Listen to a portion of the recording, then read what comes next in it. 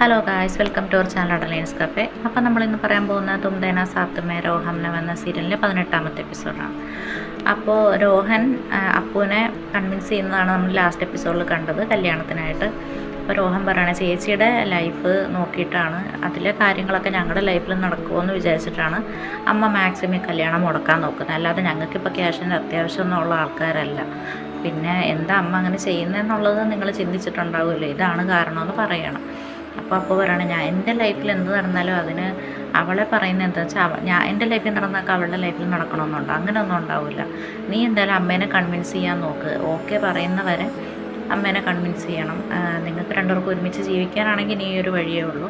ക്യാഷിൻ്റെ കാര്യം ഓർത്ത് നീ വിഷമിക്കേണ്ട, അത് ഞാൻ എങ്ങനെയെങ്കിലും ഉണ്ടാക്കിക്കോളാം. നീ കല്യാണം നടത്താനുള്ള കാര്യം നോക്കാൻ പറയണം. അപ്പോൾ രോഹൻ പറഞ്ഞാൽ ഞാൻ എങ്ങനെയെങ്കിലും അമ്മേനെ കൺവിൻസ് ചെയ്തോളാം, എനിക്ക് ചേച്ചിയുടെ ഭാഗത്തുനിന്ന് ഒരു ഉറപ്പ് കിട്ടി, എനിക്ക് സമാധാനമായി എന്ന് പറയണം. അപ്പോൾ അവൾ പറഞ്ഞു, ഉറപ്പായിട്ടും ക്യാഷ് നമുക്ക് സെറ്റാക്കാം. നീ അമ്മേനെ പറഞ്ഞ് മനസ്സിലാക്കിയിട്ട് ആരുവിനെ വിളിച്ചിട്ട് എല്ലാം ഒന്ന് സോൾവ് ചെയ്യാൻ പറയണം. അടുത്ത സീനിൽ കാണിക്കുന്ന രക്ഷ്യത്തിൻ്റെ ഓഫീസാണ്. അപ്പോൾ ഇരയെ വല്യമ്മ വിളിക്കുകയാണ്. ഇര ചോദിക്കുന്നുണ്ട്, നിങ്ങൾ എൻ്റെ വല്യമ്മയാണല്ലോ, അത് അമ്മയല്ല, ഇങ്ങനെ എന്തിനാണ് എന്നെ എപ്പോഴും വിളിച്ച് ശല്യപ്പെടുത്തുന്നത്? ആ കുറച്ച് ക്വാളിറ്റി ടൈം ആ രക്ഷ്യത്തിൻ്റെ കൂടെ കിട്ടുന്നത്, അതും കൂടെ വല്യമ്മ ഇങ്ങനെ വേസ്റ്റാക്കി കളയല്ലേ എന്ന് പറയുകയാണ്. അപ്പോൾ വല്യമ്മ പറയണം, ഒന്നുമില്ല, അവിടെ എന്തൊക്കെ ആയി എന്നറിയാനാണ്. അപ്പോൾ ഇര പറയാണ്, അല്ല ഞാനൊരു സർപ്രൈസ് ഒരുക്കിയിട്ടുണ്ട് ഓഫീസിൽ, എന്തായാലും വീട്ടിലുള്ള എല്ലാവരുമായിട്ട് ഇങ്ങോട്ട് പോരാൻ പറയണം. അപ്പോൾ വല്യമ്മ പറഞ്ഞ, സർപ്രൈസോ? എന്ത് സർപ്രൈസ്? പറഞ്ഞു, അതൊക്കെ ഉണ്ട്, ഞാൻ രക്ഷത്തും കൂടെ സർപ്രൈസ് പ്ലാൻ ചെയ്തെന്ന് പറയണം. അപ്പം വല്യമ്മ ചോദിക്കണം, ഓ നിന്നെ അവൻ പ്രപ്പോസ് ചെയ്തോ, ഇനി അത് പറയാനായിട്ടാണോ എല്ലാവരും വിളിക്കുന്നതെന്ന് ചോദിക്കണം. അപ്പോൾ അവൾ പറയാം, അതൊക്കെ ഇവിടെ വന്നിട്ട് പറയാം. അല്ല അതിനായിട്ട് എന്നെ വിളിച്ച് പറഞ്ഞാൽ പോരെ, എന്തിനിപ്പോൾ എല്ലാവരോടും പറയാൻ നിൽക്കുന്നതെന്ന് ചോദിക്കണം. അപ്പോൾ അവൾ പറഞ്ഞു, എന്തെങ്കിലും ഉണ്ടെങ്കിൽ ഒരു ചെക്കനെ ആദ്യം കറക്കിയെടുക്കണമെങ്കിൽ അവരുടെ വീട്ടുകാരെ ആദ്യം ഇമ്പ്രസ് ചെയ്യണമെന്ന് പറയണം. അപ്പോൾ അതുകൊണ്ട് ആദ്യം ഇമ്പ്രസ് ചെയ്യേണ്ടത് പ്രത്യേകിച്ച് അവരുടെ അമ്മേനെയാണ്. അപ്പോൾ വല്യമ്മ ഇങ്ങനെ പറയാണ്, ഓ ആ തള്ളയോ എന്ന് പറഞ്ഞിങ്ങനെ നേരെ തിരിയുന്ന സമയത്ത് രക്ഷത്തിൻ്റെ അമ്മ ബാക്കിൽ വന്ന് നിൽക്കുകയാണ്. ഇവരാകെ ഞെട്ടിപ്പോയി നിൽക്കണം കണ്ടിട്ട്. ഇപ്പോൾ പിന്നെ പെട്ടെന്ന് ഒരു വിഷയം മാറ്റണം. നീ അങ്ങോട്ട് വിളിച്ചല്ലേ, ഞങ്ങളെല്ലാവരും വരാം, കുഴപ്പമൊന്നുമില്ല മോളെ, ഞങ്ങൾ വരാം, രക്ഷത്തെ എവിടെ, നിൻ്റെ കൂടെ തന്നെ ഉണ്ടോ എന്നൊക്കെ ചോദിച്ചിട്ട് ആ സിറ്റുവേഷൻ കൈകാര്യം ചെയ്യണം. അപ്പോൾ പറഞ്ഞ, നീ സുധാൻ്റിനെ തിരക്കില്ല, സുധാൻ്റി എൻ്റെ അടുത്ത് തന്നെ നിൽപ്പുണ്ട് എന്നൊക്കെ പറയണം. ഇവരുടെ ഈ ട്രിക്കൊക്കെ രക്ഷ്യത്തിൻ്റെ അമ്മയ്ക്കറിയാം, പിന്നെ ചേട്ടത്തെ ആയതുകൊണ്ടൊന്നും പറയാനും പറ്റില്ല. ഇവർ പിച്ചും പേയും പറഞ്ഞ കേട്ടിട്ട് ഈര ഫോൺ കട്ട് ചെയ്തിട്ട് പോയി. എന്നിട്ട് വല്യമ്മ പറയണേ, അതേ ഈര നമ്മളെല്ലാം ഓഫീസിലേക്ക് വിളിച്ചിട്ടുണ്ട്, നമുക്ക് എന്ത് ബഹുമാനമാണെന്നോ നിന്നോടും നിൻ്റെ വീട്ടുകാരോടും എല്ലാവരോടും. ഇങ്ങനെ ഒരാളല്ലേ ശരിക്കും ഇവിടെ മരുമോളായിട്ട് വരണ്ടേ, നീ ഒന്ന് ആലോചിച്ച് നോക്ക്. രക്ഷ്യത്തിൻ്റെ ഫേവററ്റാണ്, അവൾക്ക് നമ്മളെല്ലാം എന്തോ ഒരു സ്നേഹമാണ്, എൻ്റെ സ്വന്തം മോളെപ്പോലെ അവൾ നിന്നോളും, സ്വന്തം അമ്മയെപ്പോലെ നോക്കിക്കോളും, വളരെ നല്ല കുട്ടിയാന്നൊക്കെ പറഞ്ഞ് അവളെ ഇങ്ങനെ പൊക്കിയടിക്കുകയാണ്. അപ്പോൾ രക്ഷ്യത്തിൻ്റെ അമ്മയ്ക്ക് ഇങ്ങനത്തെ ഇതിലൊന്നും അവർ വീഴത്തില്ല. ഇവരെയൊക്കെ പുകഴ്ത്തി പറയാനുണ്ട് അവർ. പക്ഷേ അവർ പറയാണ്, അതെ സാരി ഡ്രൈ ക്ലീൻ ചെയ്യാൻ കൊടുത്തപ്പോൾ എൻ്റെ സാരികളുടെ കൂടെ ചേച്ചിയുടെ സാരി ഉണ്ടായിരുന്നു, അപ്പോൾ അത് തരാനായിട്ട് ഞാൻ വന്നതാണ്. എൻ്റെ റൂമിൽ ബെഡിൽ കിടക്കുമായിരുന്നു, അതിവിടെ കൊണ്ട് തരാൻ വന്നതാണ്. പിന്നെ ഒരു കാര്യം, ചില സാധനങ്ങൾ അവരവരുടെ കയ്യിൽ ഇരിക്കുന്നത് തന്നെയാണ് നല്ലത്. എന്ന് വെച്ചാൽ അതെവിടെയാണോ ഇരിക്കേണ്ടത് അവിടെ ഇരിക്കുന്നതാണ് നല്ലത്, അതിന് വേറെ പുതിയ സ്ഥലങ്ങൾ നോക്കുന്നത് തെറ്റാണ്. അതേപോലെയാണ് ഇരയുടെ കാര്യം. എൻ്റെ മോൻ ഗോൾഡാണ്, അങ്ങനെയൊക്കെയാണ് അവർ പറയുന്നത്. ഹീര എന്നാണ് പറയുന്നത്. എന്ന് വെച്ചാൽ ഈ ഡയമണ്ടിനാണ് ഇവർ ഹീര എന്ന് പറയുന്നത്. എന്നുവെച്ചാൽ രക്ഷത്ത് ഡയമണ്ടാണ്, 1000-ൽ ഒരാളാണ്. അവന് ഞാനൊരു പെണ്ണിനെ കണ്ടെത്തുമ്പോൾ അത് അത്രയ്ക്ക് ക്വാളിറ്റി ഉള്ളതും അങ്ങനെയുള്ളൊരു പെണ്ണിനെ ഞാൻ നോക്കുകയുള്ളൂ. അല്ലാതെ ഇരയെ എനിക്കിഷ്ടമാണ്, പക്ഷേ രക്ഷത്തിൻ്റെ ഒരു ഫ്രണ്ടായിട്ടും അവൻ്റെ ഒരു സഹോദരിയെ പോലെയും ഒക്കെ ഞാൻ അവളെ കാണുള്ളൂ. അല്ലാതെ ഒരിക്കലും ഇര എൻ്റെ മരുമോളായിട്ട് വരത്തില്ല. പിന്നെ രക്ഷ്യത്തിന് അവളെ ഇഷ്ടമാണെങ്കിൽ പോലും എൻ്റെ വാക്കിനപ്പുറം അവൻ പ്രവർത്തിക്കില്ല. ഞാൻ ഏത് പെൺകുട്ടിയെ പറയുന്നു അവളെ അവൻ കല്യാണം കഴിക്കും. അപ്പോൾ വെറുതെ ഇക്കാര്യത്തിന് വേണ്ടി ചേച്ചി വെള്ളം ഇറക്കാതിരിക്കുന്നതാണ് നല്ലത്. ഇപ്പോൾ ഈ നിലനിൽക്കുന്ന ബന്ധം മതി, അല്ലാതെ ഇപ്പോൾ കൂടുതലൊരു ബന്ധം ചേച്ചിയുടെ കുടുംബത്തിലും ഉണ്ടാക്കിയെടുക്കാൻ ഞങ്ങൾ ആഗ്രഹിക്കുന്നില്ല. അപ്പോൾ അങ്ങനെയൊക്കെ പറഞ്ഞിട്ട് രക്ഷത്തിൻ്റെ അമ്മ സിറ്റുവേഷൻ ഹാൻഡിൽ ചെയ്യണം. അപ്പോൾ അവർ പറഞ്ഞ്, സോപ്പൊക്കെ ഇട്ടോ, പക്ഷേ എല്ലാം ഒരു മയത്തിൽ വേണം എന്ന് പറഞ്ഞാൽ അതെവിടെ ഏൽക്കുന്നോ അങ്ങനെയുള്ള സ്ഥലത്ത് സോപ്പിട്ടാലേ ശരിയാവുള്ളൂ, അല്ലാത്ത സ്ഥലത്ത് അതിൻ്റെ ആവശ്യമില്ല എന്നൊക്കെ പറഞ്ഞിട്ട് ഭയങ്കര മാസമായിട്ട് അവിടുന്ന് പോവുകയാണ്. എന്ന് വെച്ചാൽ ഇവരും അങ്ങനെ അല്ലറ ചില്ലറ സോപ്പിടലൊന്നും വീഴുന്ന ആളല്ല. അവർക്ക് നല്ല ഐഡിയ ഉണ്ട്, വല്യമ്മ ആരാണ്, ഇര ആരാണ്, അവരുടെ സ്വഭാവം എന്താണ്, ലക്ഷ്യം എന്താണെന്നൊക്കെ നല്ലൊരു ഐഡിയ ഉണ്ട്. അപ്പോൾ അതുകൊണ്ട് അവർ നല്ലൊരു മറുപടി കൊടുത്തിട്ട് പോവാം. അപ്പോൾ വല്യമ്മ പറഞ്ഞ് നിൻ്റെ വാക്കേ നിൻ്റെ മകൻ കേൾക്കുള്ളൂന്നല്ലേ, അതിപ്പോൾ ഉടനെ തന്നെ അറിയാം ആരുടെ വാക്കാണ് കേൾക്കുന്നതെന്ന്. അന്ന് നീ ഇവിടുന്ന് പുറത്താണ്, അല്ലെങ്കിൽ അവനെ നീ പുറത്താക്കും, എന്തായാലും എനിക്ക് തന്നെയാണ് ലാഭമെന്ന് പറയണം. അടുത്ത സീനിൽ കാണിക്കുന്ന അപരാജിതയുടെ വീടാണ്. അപ്പോൾ വാതിൽ തുറന്നപ്പോഴാണ് ആരും നല്ല എക്സൈറ്റഡ് ആണെന്ന് വെച്ചാൽ രോഹൻ ആരുവിനെ വിളിച്ചിട്ടുണ്ടായിരുന്നു. ഇങ്ങനെ ചേച്ചി പറഞ്ഞു ലോൺ ശരിയായി, നമ്മുടെ കല്യാണം നടത്താം എന്നൊക്കെ പറഞ്ഞു. 15 ലക്ഷം കൊടുക്കാമെന്ന് ചേച്ചി ഉറപ്പ് പറഞ്ഞു. അതുകൊണ്ട് രോഹൻ്റെ അമ്മേനെ കൺവിൻസ് ചെയ്ത് സമ്മതിപ്പിച്ചിട്ടുണ്ട്. അവരും വിളിച്ചിട്ട് കല്യാണത്തിന് ഓക്കെ പറയുകയാണ്. അപ്പോൾ ഇതുകൊണ്ട് ആരും വീട്ടുകാരും ഒക്കെ ഭയങ്കര സന്തോഷത്തിലാണ്. ചേച്ചി ഉണ്ടാക്കിയ പ്രശ്നം എന്തായാലും ചേച്ചി തന്നെ തീർത്തല്ലോ, എന്തായാലും ഇത്ര പെട്ടെന്ന് ലോൺ ശരിയാകുമെന്ന് ഞങ്ങൾ വിചാരിച്ചില്ല, എന്തായാലും നന്നായി എന്നൊക്കെ എല്ലാവരും പറയുകയാണ്. അപ്പോൾ അവിനാശ് ഹാപ്പി ആവുകയാണ്. അപരാജിതയാണല്ലോ ലോൺ എടുക്കുന്നത്, അപ്പോൾ അതുകൊണ്ട് അവൻ ഹാപ്പി ആവുകയാണ്. ഇവക്കാണെങ്കിൽ വായടഞ്ഞു പോയി, പറയാനും പറ്റത്തില്ല ലോണ് കിട്ടത്തില്ലെന്ന്. ഇവരൊക്കെ ഇത്ര സന്തോഷിച്ചിരിക്കുന്നത്, പക്ഷെ അവൾ പറയാൻ ട്രൈ ചെയ്യുന്നുണ്ട്. ഇവരൊക്കെ എക്സൈറ്റ്മെൻറ്റ് കൊണ്ട് അവളെ ഇങ്ങനെ ഭയങ്കരമായിട്ട് അപ്രിഷ്യേറ്റ് ചെയ്യുമ്പോൾ അവൾക്കൊന്നും പറയാനും പറ്റണില്ല. അപ്പോൾ അമ്മായി ചോദിക്കുന്നുണ്ട്, അവി ഇപ്പം നിനക്കൊന്നും പറയാനില്ല, ഇപ്പോഴും അവളെ കുറ്റപ്പെടുത്തുന്നതാണല്ലോ, എന്താ ഇപ്പം നിൻ്റെ വായടഞ്ഞു പോയത്, അവളെ കുറ്റപ്പെടുത്താൻ മാത്രം നിൻ്റെ വാ തുറക്കോളൂ എന്ന് ചോദിക്കണം. അപ്പോൾ അവി പറയണേ അങ്ങനെയൊന്നുമില്ല, ഞാൻ പറയണം ഗുഡ് ജോബ്, നീ ചെയ്തത് നന്നായി, എന്തായാലും കാര്യം നടന്നല്ലോ എന്ന് പറയുകയാണ്. അപ്പോൾ അവളാണെങ്കിൽ ബാങ്കിൽ അയാൾ പറഞ്ഞ കാര്യമൊക്കെ ഓർത്തിട്ട് ആകെ ടെൻഷൻ അടിച്ചിട്ടാണ് അവൾ തന്നെ വന്നത്. ഇവരാണെങ്കിൽ ഇങ്ങനെയൊക്കെ പറയുന്നൊന്നും മിണ്ടാനും പറ്റുന്നില്ല. ഇവരോട് ഇപ്പോൾ പറയണോ വേണ്ടയോ എന്നുള്ളൊരു സംശയത്തിൽ ഇങ്ങനെ അവൾ നിൽക്കുകയാണ്. അപ്പോൾ ആ സമയത്ത് രക്ഷ്യത്തിൻ്റെ ഓഫീസാണ് പിന്നെ കാണിക്കുന്നത്. അപ്പോൾ ഈര പതുക്കെ വന്നിട്ട് അവനെ ഒന്ന് സർപ്രൈസ് ചെയ്യാൻ നോക്കാന്നിട്ട് പറയാണ്, ഒന്ന് അങ്ങോട്ട് നോക്കിക്കാൻ, നിനക്കൊരു സർപ്രൈസ് ഉണ്ടെന്ന് വെച്ചാൽ അവരുടെ ഫാമിലിനെ ഓഫീസിലേക്ക് വിളിക്കുന്ന കാര്യം ഇവനോടും പറഞ്ഞിട്ടില്ല. അപ്പോൾ രക്ഷിത്ത് തിരിഞ്ഞ് നോക്കുമ്പോൾ അവൻ്റെ വീട്ടുകാർ മൊത്തം കയറി വരുന്നുണ്ട്. ഇവൻ ചോദിക്കിട്ട് എന്താണ് എല്ലാവരും പെട്ടെന്ന് ഇങ്ങോട്ട് വരുന്നതെന്ന് ചോദിക്കണം. ഈര പറഞ്ഞ ഞാനാണ് അവരെ വിളിച്ചത്. അപ്പോൾ രക്ഷിത്തേക്ക് ഇപ്പം എന്തിനാണ് വിളിച്ചത്, എന്താ കാര്യമെന്ന് ചോദിക്കണം, അല്ലെ എമർജൻസി ഉണ്ടോ എന്ന് ചോദിക്കുമ്പോൾ പറയും അങ്ങനൊന്നും ഇല്ല, നമ്മുടെ കോമ്പറ്റീഷൻ്റെ കാര്യം ഒന്ന് ഇവരോടെല്ലാവരോടും പറയാമെന്ന് വിചാരിച്ചു, അത്രേ ഉള്ളൂ എന്ന് പറയണം. അപ്പോൾ വല്യമ്മ പറയണം എൻ്റെ ഈരയാണ് എല്ലാവരും ഇങ്ങോട്ട് വിളിച്ചത് എന്ന് പറയും. മറ്റേ ബാഹുബലിയിൽ പിങ്കളദേവൻ പറഞ്ഞ പോലെ എപ്പോഴും എൻ്റെ ഈര എന്നിങ്ങനെ പറഞ്ഞുകൊണ്ടിരിക്കും. അപ്പോൾ വല്യമ്മ അങ്ങനെ പറയും. എന്നിട്ട് ഈര പറയണ വല്യമ്മ ഒന്നും പതുക്കെ പറ, ഞാൻ ബാക്കിയൊന്ന് എക്സ്പ്ലെയിൻ ചെയ്യട്ടെ എന്നൊക്കെ ഇങ്ങനെ പറയും. അപ്പോൾ രക്ഷ്യത്തിൻ്റെ അമ്മ ചോദിക്കും എന്താ ഇത്ര വലിയ സർപ്രൈസ് രണ്ടുപേരും കൂടെ ഞങ്ങൾക്ക് തരാൻ പോണേ എന്ന് ചോദിക്കണം. അപ്പോൾ വല്യമ്മ ഇപ്പോഴും വിചാരിക്കുന്നത് ഇവളെ പ്രപ്പോസ് ചെയ്തിട്ട് അതിൻ്റെ ബാക്കി കാര്യങ്ങൾ പറയാനായിരിക്കും വിളിക്കുന്നത്. അപ്പോൾ ഈര പറയും ഇങ്ങനെ ഞങ്ങളൊരു കോമ്പറ്റീഷൻ സ്റ്റാർട്ട് ചെയ്യാൻ പോവാണ്, അങ്ങനെ ആ നെയ്ത്തുകാരനെ കണ്ടുപിടിച്ചിട്ട് ആ സാരി നെയ്ത് നർമ്മദാ ദേവിക്ക് സമർപ്പിക്കാനാണ് ഞങ്ങളുടെ പ്ലാൻ. അപ്പോൾ എന്തായാലും ഇനിയിപ്പോൾ അയാളെ തപ്പി നടന്നിട്ട് കാര്യമില്ല, അയാളെ എങ്ങനെ നമ്മുടെ അടുത്തേക്ക് എത്തിക്കാമെന്ന് നമുക്ക് ആലോചിക്കാം എന്ന് പറയണം. അപ്പോൾ എല്ലാവർക്കും ഈ ഐഡിയ ഇഷ്ടപ്പെടുകയാണ്. അപ്പോൾ രക്ഷ്യത്തിൻ്റെ അച്ഛൻ ഒത്തിരി സന്തോഷമായി, രക്ഷ്യത്തിനൊക്കെ ഹഗ് ചെയ്യുകയാണ്. വളരെ നല്ല കാര്യം മോനെ, ഇങ്ങനെ ഒരു ഐഡിയ നിനക്ക് തോന്നിയല്ലോ, എന്തായാലും നീ അച്ഛൻ്റെ സ്വപ്നങ്ങളിങ്ങനെ പിന്തുടരുന്നത് അച്ഛന് വളരെ സന്തോഷമാണെന്നൊക്കെ പറയുകയാണ്. അപ്പോൾ ഈര ഇങ്ങനെ ഇവരെ സോപ്പിടാൻ കിട്ടുന്ന അവസരം ഒന്നും കളയാറില്ല. അപ്പോൾ ഇവള് ഇത്ര നാൾ അങ്കിളെന്നാണ് വിളിച്ചുകൊണ്ടിരുന്നത്. അപ്പോൾ ഇവള് പറയാം അച്ഛാ വന്നിരിക്കൂ, അവിടുത്തെ കസേരയിൽ വന്നിരിക്കൂ, ഹൗസ് ഓഫ് ഭർത്താജിൻ്റെ MD അങ്ങാണ് എന്നൊക്കെ പറഞ്ഞിട്ട് പുള്ളീനെ സോപ്പിട്ട് മെടുക്കുകയാണ് അവിടെ. അപ്പോൾ ഇതൊക്കെ കണ്ട അനിയൻ വിവാൻ കാണുന്നുണ്ടോ, അവൻ പറഞ്ഞ സോപ്പിട്ടോ, പക്ഷെ ഒന്നും നടക്കാൻ പോണില്ലെന്നിങ്ങനെ മനസ്സിലായിരിക്കുന്നു. പക്ഷെ രക്ഷിത്ത് അങ്ങനെ സോപ്പിടലൊന്നും വീടുന്നില്ല. പക്ഷെ അവൾ ഫ്രണ്ടായതുകൊണ്ട് ഇങ്ങനെ ചെയ്യുമ്പോഴൊക്കെ അവന് സന്തോഷമാണ്. അച്ഛനും അമ്മ അവൻ്റെ വീക്ക്നെസ് ആയതുകൊണ്ട് അവരെ റെസ്പെക്റ്റ് ചെയ്യുന്ന കാണുമ്പോൾ അവൻ്റെ ഒരു സന്തോഷം. പക്ഷെ അവൻ ഒരിക്കലും ഒരു ഗേൾ ഫ്രണ്ടായിട്ടൊന്നും അവളെ കണ്ടിട്ടില്ല, ജസ്റ്റ് ഒരു ഫ്രണ്ട് അത്രേ ഉള്ളൂ. അപ്പോൾ ഈ സമയത്ത് രക്ഷ്യത്തിൻ്റെ അമ്മയോടും പറയുന്നുണ്ട് വാ ആൻറ്റി വന്നവിടെ ചെയറിലിരിക്കുക എന്ന് പറഞ്ഞ് വിളിക്കുകയാണ്.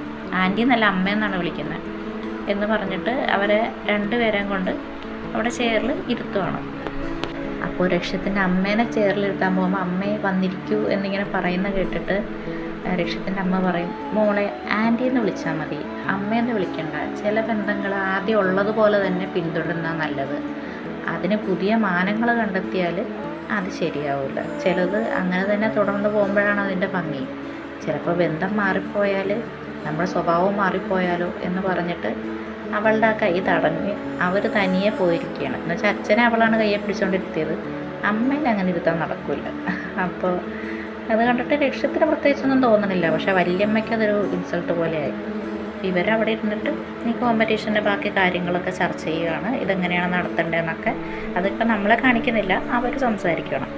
പിന്നെ കാണിക്കുന്ന അപ്പുവിൻ്റെ വീടാണ്. അവൾക്കാണെങ്കിൽ അവളിങ്ങനെ പല പ്രാവശ്യം പറയാൻ ട്രൈ ചെയ്യുന്നുണ്ട് ലോൺ ശരിയായില്ലെന്ന്.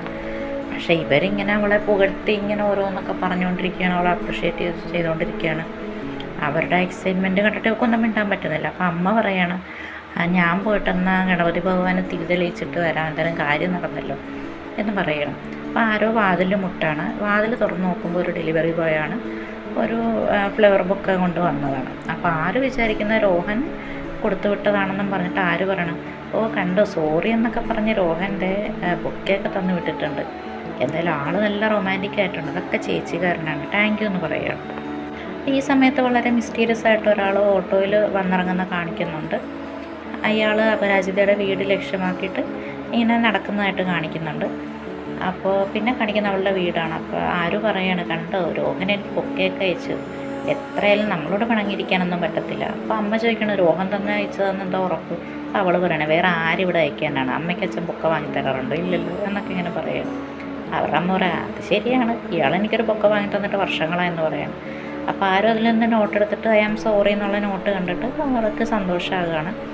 പിന്നെ കാണിക്കുന്ന അവിടെ നാട്ടുകാരൊക്കെ ഇയാളെ പറയണം, എപ്പോഴാണ് മോനെ വന്നേ, വരുന്ന വഴിയാണോ എന്നൊക്കെ ചോദിക്കുകയാണ്. ഇവനെല്ലായിടത്തുനിന്ന് അനുഗ്രഹമൊക്കെ വാങ്ങുന്നുണ്ട്.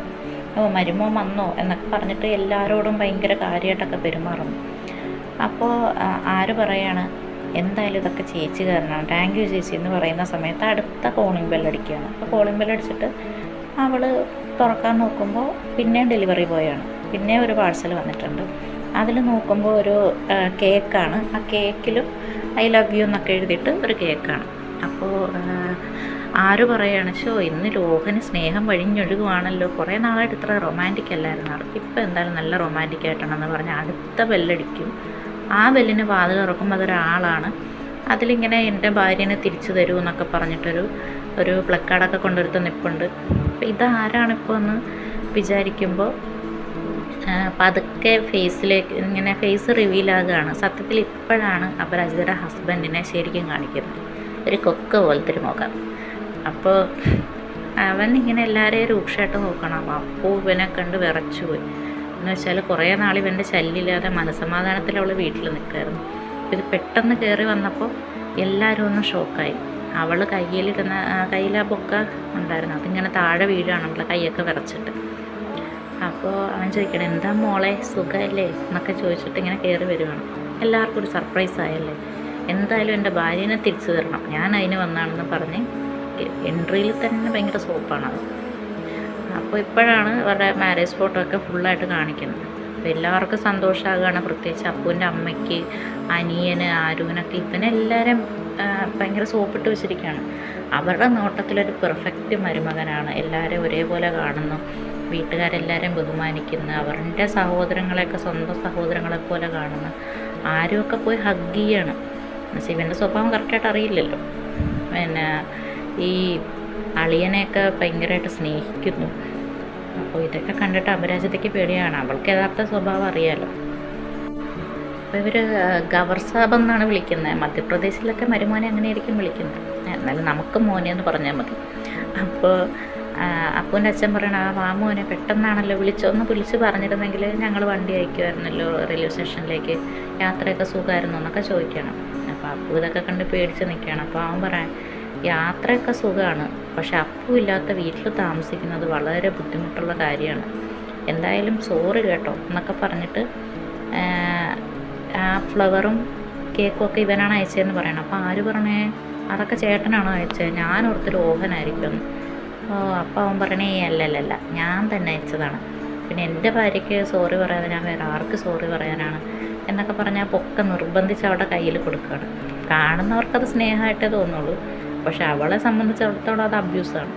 അപ്പം കാതുകളിങ്ങനെ ഇട്ട് സോറി പറയാണ്. അപ്പോൾ പറയണം, ഇനി ഞാൻ നിൻ്റെ കാല് പിടിച്ച് സോറി പറയണമെങ്കിൽ അങ്ങനെ വേണമെങ്കിലും പറയാം, ദയവ് ചെയ്ത് എൻ്റെ വീട്ടിലേക്ക് തിരിച്ചു വരാൻ പറയണം. അപ്പോൾ ഇതൊക്കെ കുറേ കണ്ടതാണ്, അതുകൊണ്ട് അവർക്കൊക്കെ ഇതെല്ലാം മനസ്സിലായപ്പോൾ അപ്പോൾ എൻ്റെ അമ്മ പറയണം, അയ്യോ ഇങ്ങനെയൊന്നും ചെയ്യല്ലേ മോനെ, ഇവിടെയൊക്കെ മരുമോനെ ദൈവമായിട്ടാണ് കാണുന്നത്, ദൈവത്തിനെ പോലെയാണ് പൂജിക്കുന്നത്, അതുകൊണ്ട് നീ ഇങ്ങനെയൊന്നും ചെയ്ത് ഞങ്ങൾക്ക് സഹിക്കാൻ പറ്റത്തില്ല, അങ്ങനെയൊന്നും ചെയ്യല്ലെന്ന് പറയണം. അപ്പോൾ ആര് പറയണം, ഓ ഹൗ റൊമാൻറ്റിക് എന്ന് പറഞ്ഞ് അവരൊക്കെ അതിൽ തന്നെ വീണു. അപ്പോൾ ലളിത് പറയാണ്, പിന്നെ എന്താ മോളെ, ഇനി നമുക്ക് വീട്ടിൽ പോയാലോ, ഇനി എന്നോട് പിണക്കം മാറിയില്ലേ എന്നൊക്കെ ചോദിക്കണം. അപ്പോൾ ഇവളൊന്നും മിണ്ടുന്നില്ല. അപ്പോൾ അവിനാശ് പറയണം ഇപ്പോഴാണ് എനിക്ക് സമാധാനമായത്. എനിക്ക് ചേട്ടനും ചേച്ചിയും കൂടെ തമ്മിൽ വഴക്കിട്ടിരിക്കുകയെന്ന് പറഞ്ഞിട്ട് എനിക്ക് ഭയങ്കര മനസ്സിന് വിഷമമായിരുന്നു. എന്ന് വെച്ചാൽ ഞാനെന്ത് സ്വന്തം ചേട്ടനെ പോലെ കാണുന്ന ആളല്ലേ. അപ്പോൾ അങ്ങനെ ചിന്തിച്ചിട്ട് എനിക്ക് പേടിയായിരുന്നു. ഇപ്പോഴാണ് സമാധാനമായത്. ഞാൻ ഇവളോടും തന്നെ മിണ്ടാതിരിക്കുമായിരുന്നു എന്നൊക്കെ അവി പറയുകയാണ്. അപ്പോൾ അപരാജിതയുടെ അമ്മ പറയുകയാണ്, ഓ അതൊക്കെ വിടും മോനെ, നമുക്ക് ഭക്ഷണം കഴിക്കാം. അപ്പോൾ അവൻ പറയണം, ആ അമ്മയുടെ കൈ കൊണ്ടുള്ള ഭക്ഷണത്തിൻ്റെ സ്വാദ് എത്ര നാളായി കഴിച്ചിട്ട് എന്നൊക്കെ പറഞ്ഞ് അവരെ സോപ്പിടുകയാണ്.